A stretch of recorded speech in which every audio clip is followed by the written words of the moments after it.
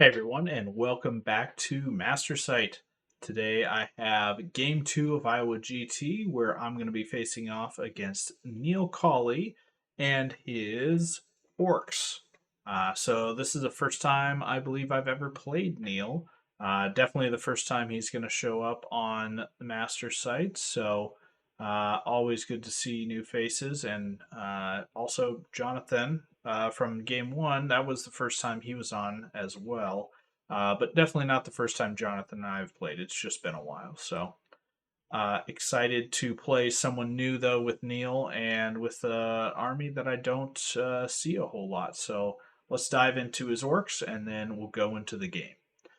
So Neil has two regiments of more axes with orc skull poles, two hordes of young axes, a regiment of great axe with the skull pole and a blade of slashing. He has a single war drum. He has three giants, all with slayer. He has a flagger with the loot, and he has two crudgers on winged slashers, bringing him to 12 drops, 28 unit strength, and 5 titans. So yeah, a uh, scary list for sure. If you great if you're going up against defense six rocks and whatnot. Um, but yeah, I think we're gonna do okay against defense four infantry. The monsters are definitely a little bit tougher to handle, but hopefully we can kill some infantry and then worry about them later. So here is Neil, and here is our board. So the scenario we're playing is Protect and Raze. So for those that haven't read or seen, it is the Raze scenario, but any unburnt tokens from your opponent are able to be controlled at the end of the game, just like a pillage token would be. So it really opens up the opportunity to play the scenario in many different ways. So I really like the scenario. I think with the changes, this is one of the top scenarios in the game right now. And I will say, looking forward to the next event I have, which is going to be Masters. I'm a little disappointed that Protect and Raise didn't show up on the top eight. But I know that's not any one person's fault. That is a voting process. So I feel like it's a new scenario, and maybe not enough people have had time to play it and get an opinion on it. But if you haven't played it, I would suggest it strongly. It does improve the race scenario drastically. So anyway, let's go ahead dive into this one here. So this table, you can see there's a giant in the middle, and no, that is not one of Neil's giants. His giants are these big beast-looking things. So this terrain piece is the giant, effectively. So I guess this is in the Mantic rulebook as like a fun scenario somewhere. I've never actually read it. I don't actually read the rules to this game. Uh, and yeah, so it's pretty much out of there, but then there's a lot of rules that aren't clarified. So uh, we kind of had to get ruling on the fly with a lot of these, but effectively, the giant will randomly move at the end of each game turn. So Neil's going to get first turn here. Spoilers, but Neil gets first turn. I'll get bottom of turn, and then the giant moves, and then Neil goes, and I go, and then the giant moves. So that's when it moves. It moves by a scatter dice, effectively. So it moves randomly. It can never stay put, so it will always scatter. And then the movement is supposed to be like a D8, but we did D6 plus 2 inches for movement.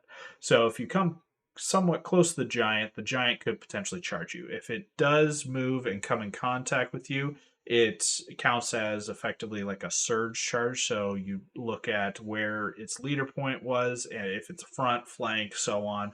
Um, and then it lines up to you. So you can fight this giant. It has normal giant stats, defense 5, 18, 20 nerve. If it contacts you, it will fight you. It has both Rampage and Slayer, so it's gonna always be getting 2d8, 2d6 plus 8 attacks, hitting on normal giant stats. So, um, and then the other unique or special thing is that the giant itself does not have any flanks, fronts, or rears, so you never double or triple your attacks against it. But you still line up to it as if it was a normal front, flank, or so on. Um, so yeah, fun. And then whoever slays the giant gets the last, the final blow on the giant gets the 2 bonus victory points for this particular, at the terrain piece effectively. So yeah, this is a kind of a random one, a new one, something I haven't seen, and honestly, something fun. I think that's enjoyable. A giant. Everybody knows giants are swingy. They likely aren't going to determine the game one way or another. But who knows? If you come a little bit too close, it might hit you. Especially if you're trying to ignore it, it might hit a flank, and yeah, it could get pretty nasty. So. Um, but yeah, we're gonna worry about the giant when we worry about the giant. For now, let's try to win a scenario. So the tokens are out. I started by putting the tokens on the far left and right, and then decided the middle was pretty open here. Terrain wise, we have impassable, top left, center right, and bottom right. We have 2 hills, one in the bottom there on the left. This mat is extended too far, so the line for the mat actually goes to roughly the clock there, so just past the hill. That's the 6 foot mark. And there's a hill on the far right. There are obstacles, one in front of the portal and one here. Flat, flat, and then all of this is an obstacle around the actual building, which is the impassable. So, yeah, so a big open center, but neither of us really have much for shooting, so that won't matter a whole lot. Yeah, so deployment wise, Neil goes pretty heavy on this side, even though he has 2 tokens on the other side. He's going defensive play, it looks like. He has a giant on the far left. He has both of his more axes, one right behind the other, because this building was a little bit annoying for him. He has a war drum back here somewhere and his flagger back here. He has a horde of young axe with the great axe here, another giant, and then a general on wing slasher. And then on the far right, he has giant, wing slasher, and the last horde of more axe or young axe. I apologize. For me, I put Blade of Slashing out here. I put Dreadfiend with Trickster's Wand, which isn't going to actually do anything because there is a Bane chant, maybe. Yeah, the Flagger has Bane chant, so I guess I can hit the Bane chant. But out here, I have the triple stack with these guys. I have both of my Mind Screeches up on the hill. I believe I have Helm of the Drunken Ram out on the left. I have Blood of the Old Kings on the right here with this stack. I have Butcher Flesh Ripper, Butcher Flesh Ripper. I then have Portal, another horde with the J Boots out here, and then a regiment with the um, last Tormentor troop out on the right. Yeah, realistically, I kind of looked at it, and because of the terrain, I, I'm on this side. I believe Neil picked the other side.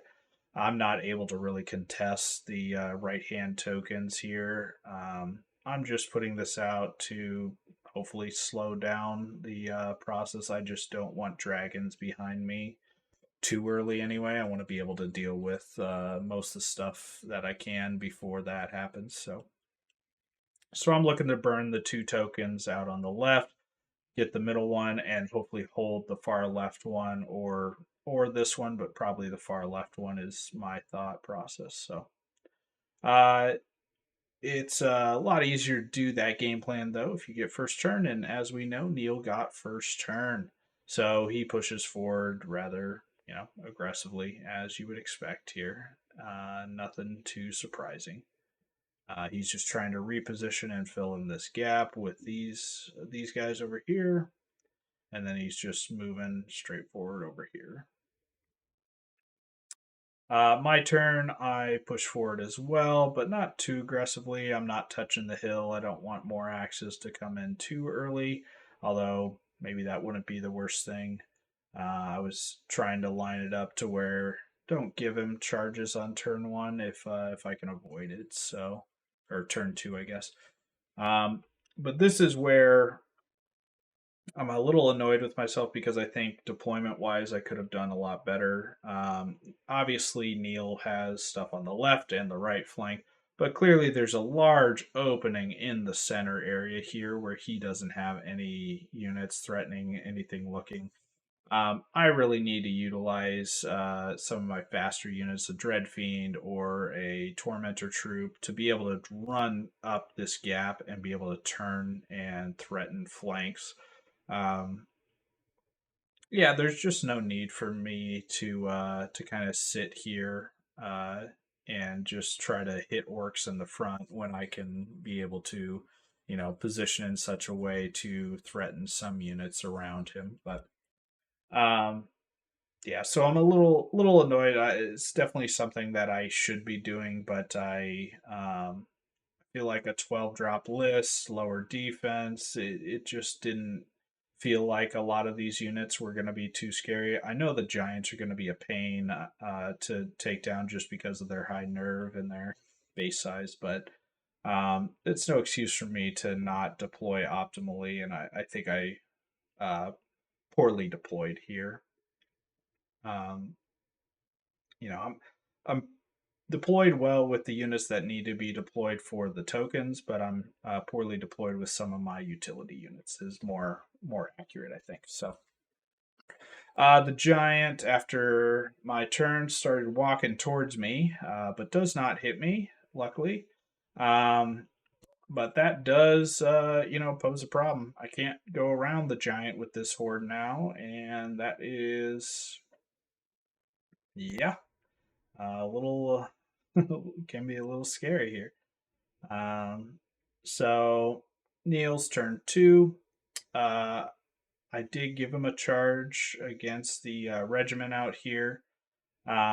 Probably should have positioned it so that it was a hindered charge, but I actually was sidestepping with these units to try and get them closer to the coming around this side of the building.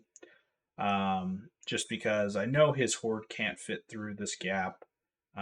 So I feel like if his horde is pretty well going to be stuck over here, and somebody's got to hold that token back there. Otherwise, my tormentors are just going to fly over and get a free point, which I'm okay with. If he wants to bring his horde in, which will take a couple turns, and give me a free point, we'll take it. But charged here and then just repositioning over here. My shooting, I ended up doing some wind blast on the giant over here just to give myself some more space. And then the lightning bolts actually going into the horde here just to soften them up a little bit for first turn shooting. He has no wound recovery, so everything I do is going to stick. Yep, so we're just kind of pushing forward a little bit more aggressively here. We're allowing for some charges onto like butchers, his leader points on the hill here. So we're allowing for, a single charge there, keeping them out over here. Um, but I do have a wind blast that I can do on his turn. So, or I'm sorry, this is his turn of movement here. So and there's the charge. So he does pick up the unit, which isn't unlikely, I guess. He should have like 7 hits, 6 wounds, needing 8 twice at that point. So um, it's, yeah, I think he did 7 wounds. So one above average, 50-50 to break him with the nerve, and he does it. So that is okay.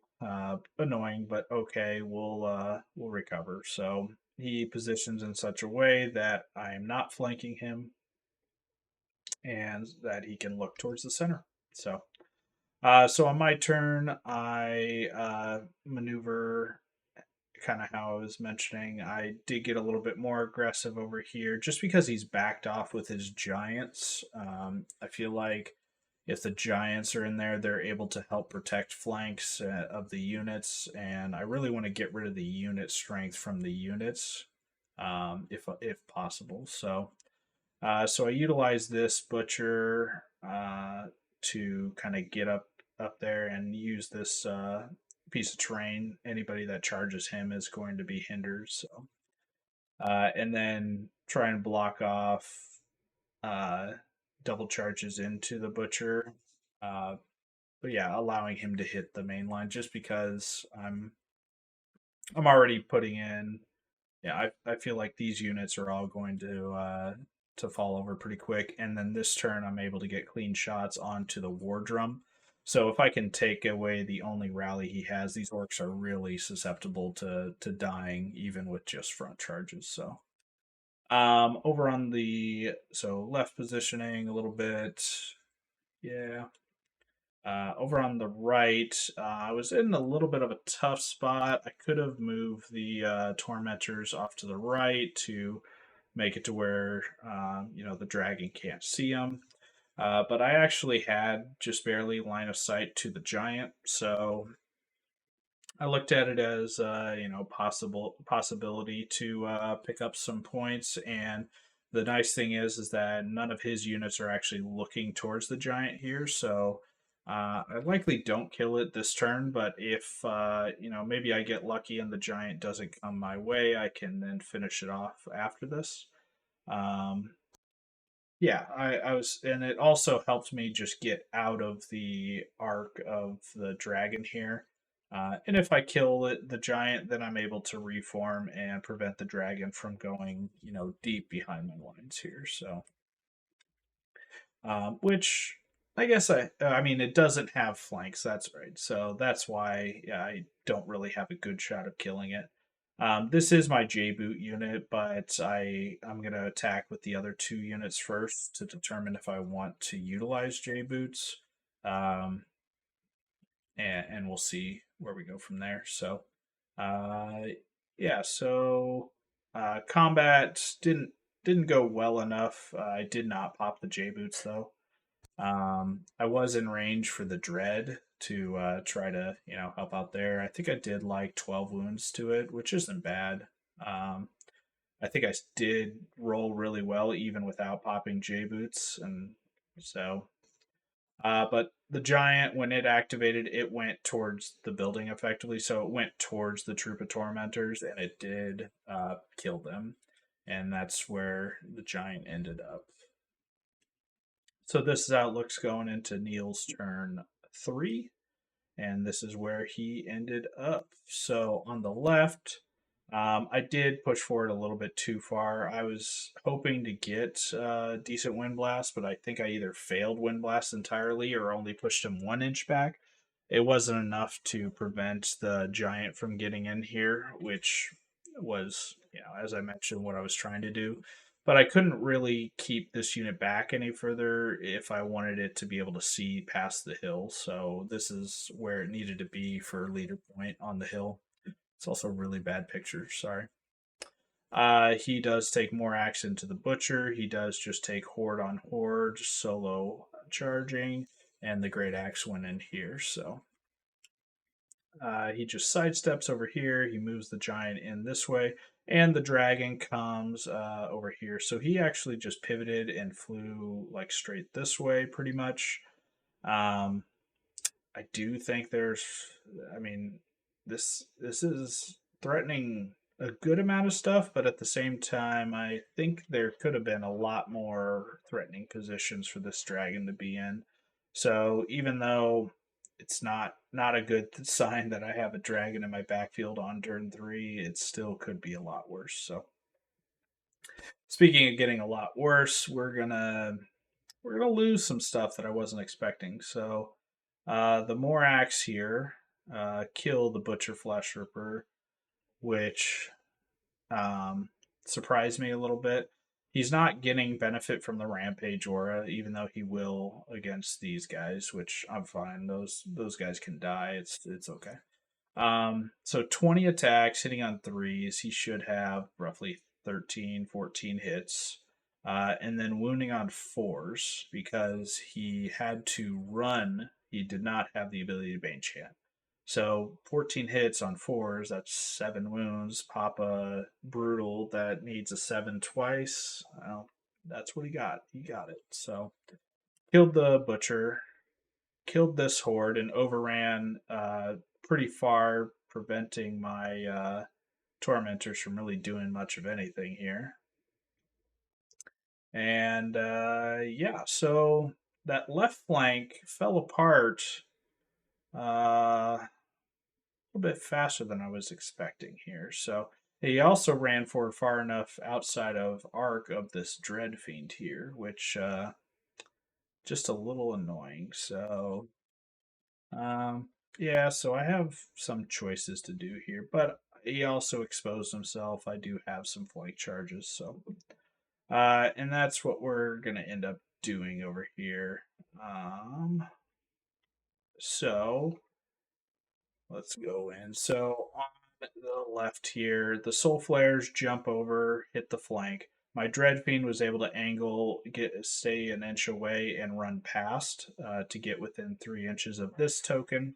So we're going to burn a token on our turn. This Dread Fiend has a flank into this horde here, and then we double front charge and flank from the other side as well. The Butcher just maintains over there. And then the big one here, this is the Blood of the Old King Soul Flares. And as you could see, his individual was not directly behind the unit. He wasn't able to get in that position. So I was able to jump the line. There's enough space. I can hit the individual. And yeah, so that's what I did. And right now, if I overrun, I'll hit the war drum. There's not enough space for me to fit, but the war drum already has 4 wounds on it, and I still have the lightning bolt to shoot. So I'm hoping to kill the war drum, and then I can hit the giant. Um, while I have Blood of the Old King active, so I can get some damage on that, get a 2-for-1 going. And eliminating this inspiring source means that a lot of I think the Horde probably has inspiring still from this guy, but he's going to lose inspiring on a lot of these units over here. And then on the right hand side, again, this Giants has 12 wounds on it. I positioned in such a way, I just kind of pivoted um, these Soul Flares.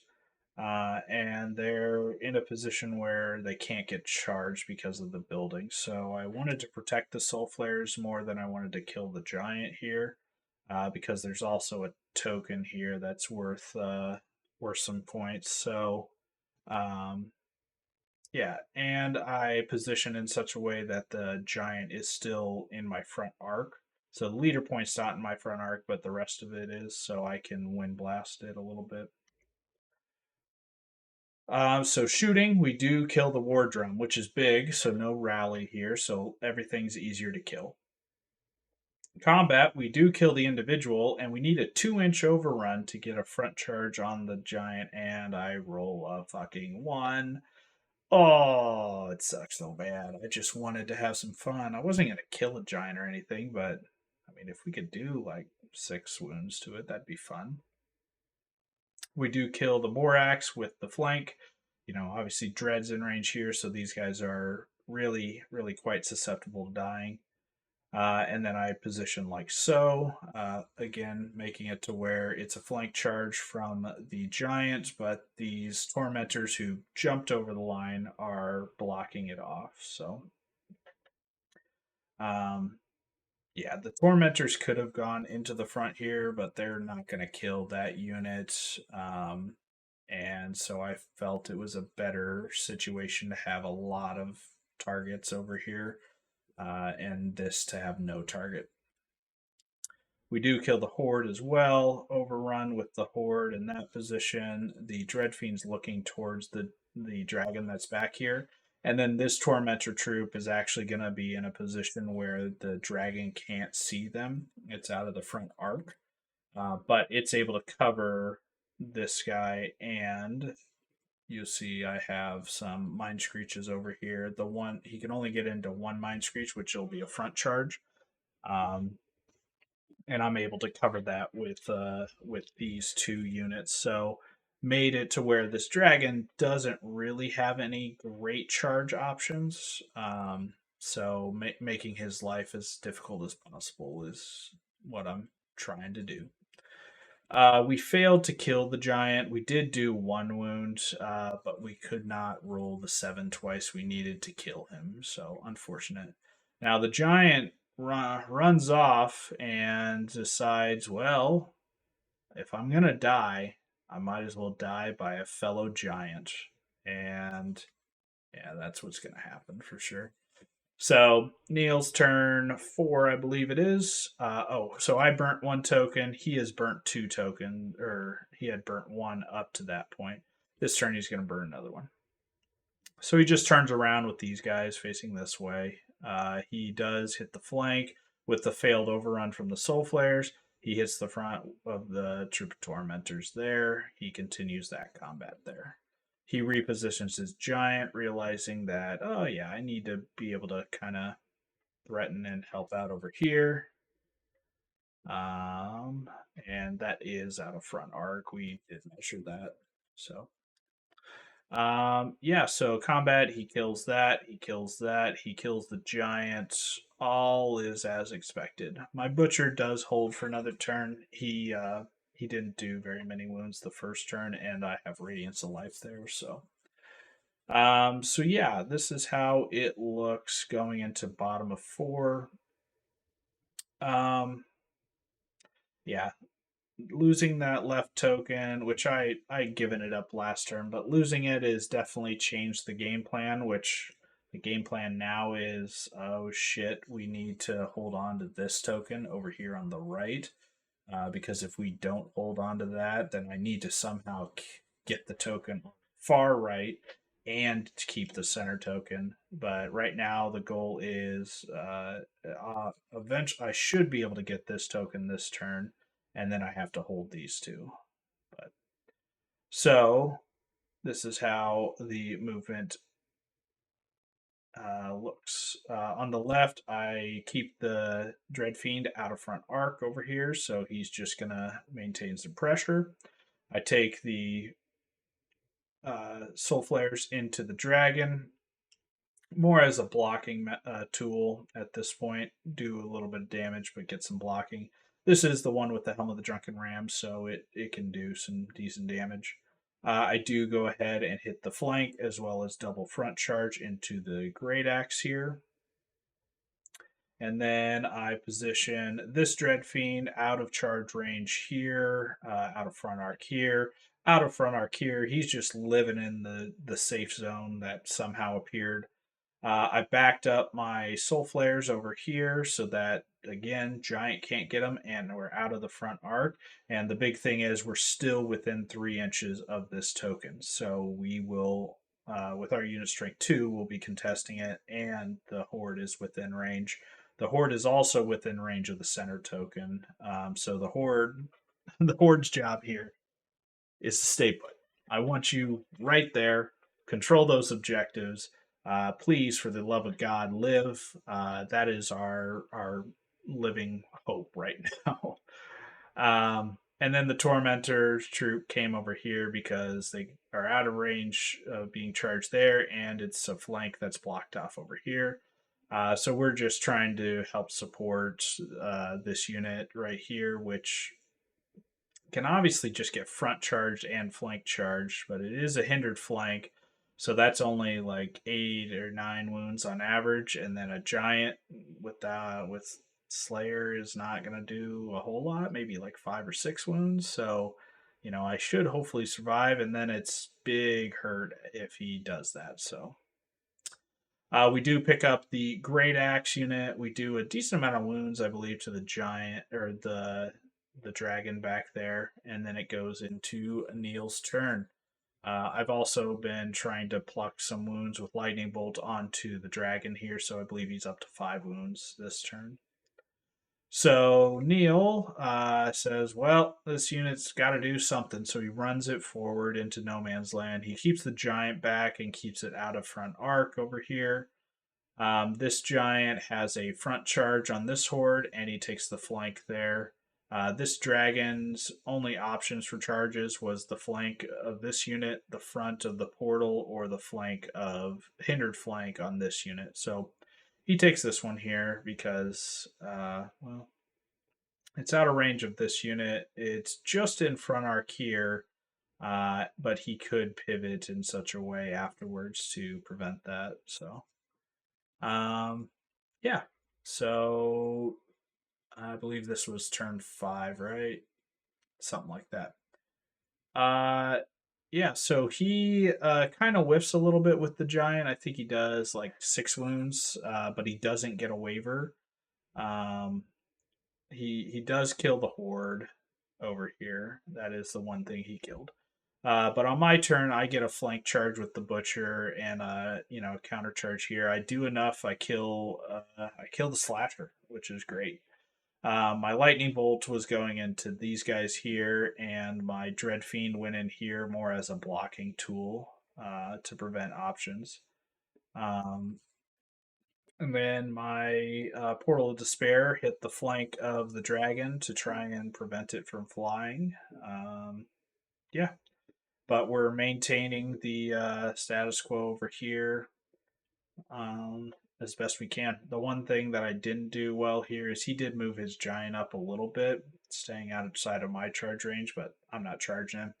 I should have backed these guys up because I think he's in range now to hit this troop, which is not what I want. So, which is what he does. So, uh, yeah, this is how it looks going into top of 6. So Neil charges here. He front charge flank, rear charges over here because I failed to do a single wound with the flank, which is fine. But he was going to be able to do this whether I did a wound to him or not. And yeah, charge over here. So he does pick up everything that he engaged with except for the troops. So and he realizes that that was his turn 6. He needs a turn 7, and he needs to get to the center here. So for me, that means that I need to block him out of the center. So I just pile on in, prevent anything that I can from happening. So the Dreadfiend rear charges the 5 wounded Moraxes. The Butcher Flesh Ripper from back here charges the front of the dragon, and then I box him in so he can't do a withdraw, can't do a position to run that way. And then my Portal of Despair just positions to where the giant can charge me. It likely doesn't kill me, but it's also going to be outside of 3 inches of this token. And then the soul flares are in range, and they're in the flank, so we're going to do that. The tormentors got wavered, so. And then again, I got to maintain the positioning here with this horde, so that way I have both tokens controlled. So good thing is I kill the unit. I believe I wind blasted this giant backwards a little bit too, just because. I'm not killing it with lightning bolts, so might as well do something.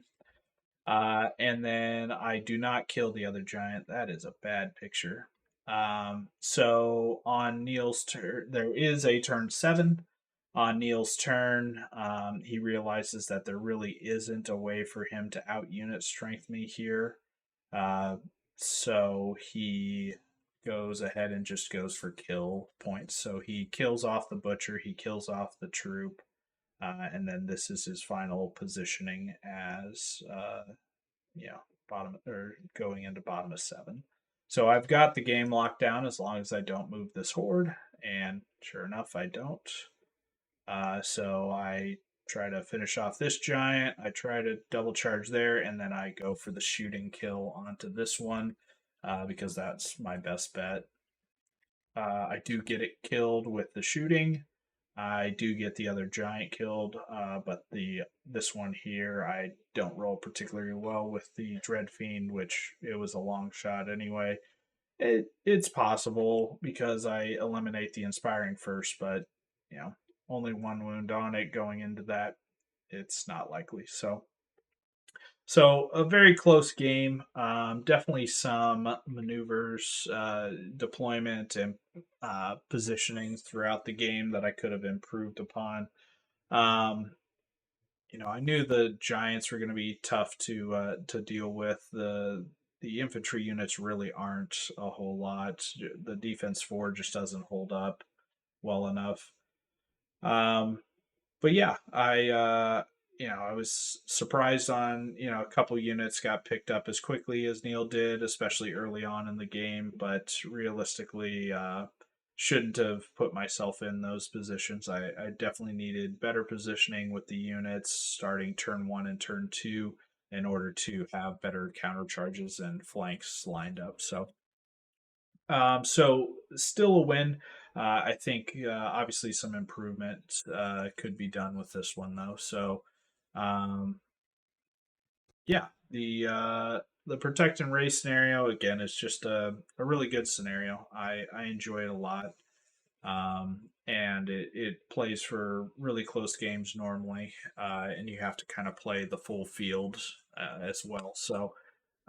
Really enjoyed the game. Glad I got to play Neil. This is Neil. Neil's going to be at Masters. This is his first year at Masters. I'm not sure which army he's taking. He has a bunch of them. He pulled out Orcs because he thought it'd be fun. He may take this. He may take Trident Realms. He's played several different armies, but Neil is definitely said he's going to Masters for the social aspect, not looking to take home the Masters trophy, as it were. But uh, still played very well. I think it was just a couple positioning mistakes with his dragons. And his individual as well, not allowing charges and not allowing even not allowing my shooting to hit his war drum, hide his stuff behind Titan or something. I think those are a couple of the position things that Neil could have improved upon. But all in all, good game. We got a 15-point win because we did not kill the giant, and the attrition was pretty much dead even. So 15 points for round two. We still got two wins, so we're going to be top four right now, I think, because there's only 14 players at the event. So yeah, going into round three undefeated. We're hoping to finish out day one that way.